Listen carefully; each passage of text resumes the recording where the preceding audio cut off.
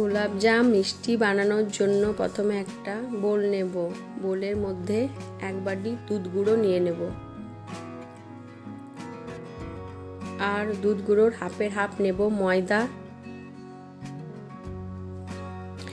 1 চামচ দিয়ে দেব baking soda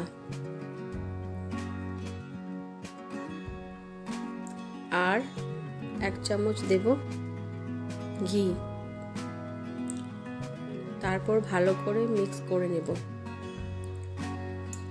মিশ্রণটা ভালো করে মিক্স করে নিতে হবে নেড়ে নেড়ে।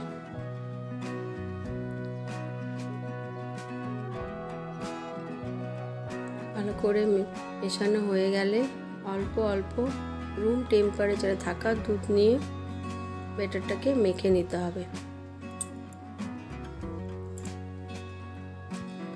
একবারে সব দুধটা ঢেলে দেব না, অল্প অল্প করে দুধটা দিয়ে মাখবো।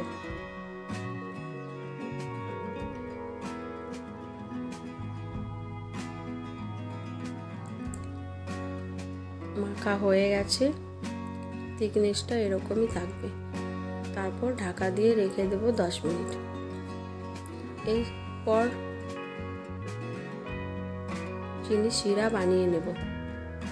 চিনি শিরা বানানোর জন্য 2 বাটি জল নেব।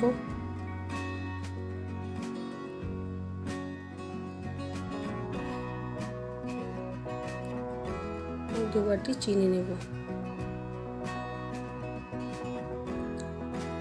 যে কাপে মেজারমেন্ট করব একটাতেই নিয়ে মেজারমেন্ট করব।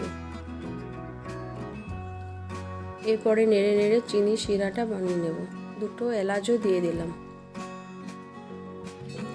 চিনি শিরাটা বেশি ঘন হবে না, চিনিগুলো গলে গেলে অল্প ফুটিয়ে নিলেই শিরাটা তৈরি হয়ে যাবে। চিনিগুলো গলা পর্যন্ত অপেক্ষা করব।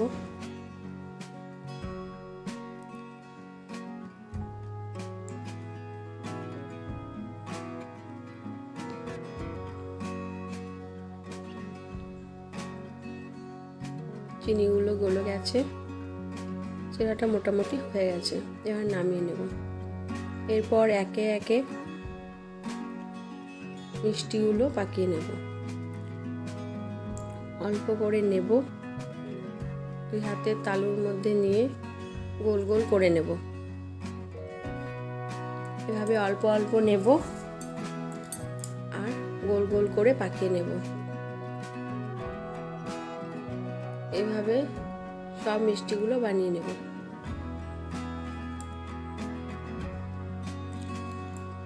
বেশি প্রেসার দেওয়া চলবে না, হালকা হালকা করে ঘুরিয়ে ঘুরিয়ে বানাতে হবে। সব কটা মিষ্টি বানানো হয়ে গেছে।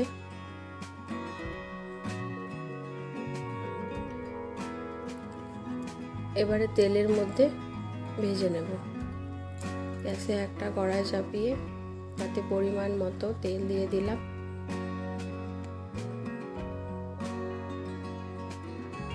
তেলটা বেশি গরম হওয়া চলবে না, হালকা গরম হলেই মিষ্টিগুলো একে একে ছেড়ে দেব।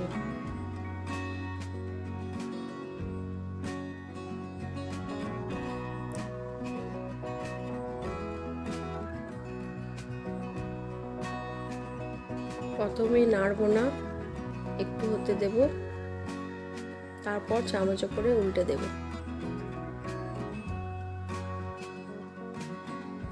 একদিকটা লাল হয়ে এসেছে, এবার হালকা হাতে আস্তে আস্তে উল্টে নেব।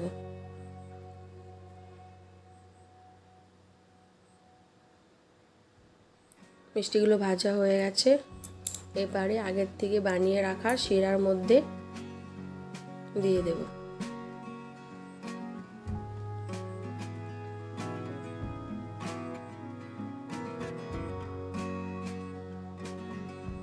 এবারে ভালো করে ফুটিয়ে নেব 15 মিনিট মতো।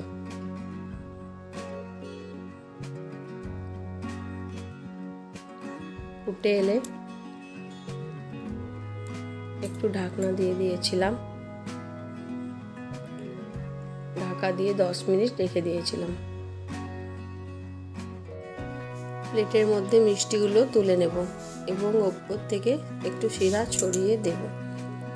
আপনারা অবশ্যই বাড়িতে একবার এই গোলাপজাম মিষ্টিটা বানিয়ে দেখবেন, খেতে খুবই ভালো হয়েছিল, না বানালে বুঝতে পারবেন না।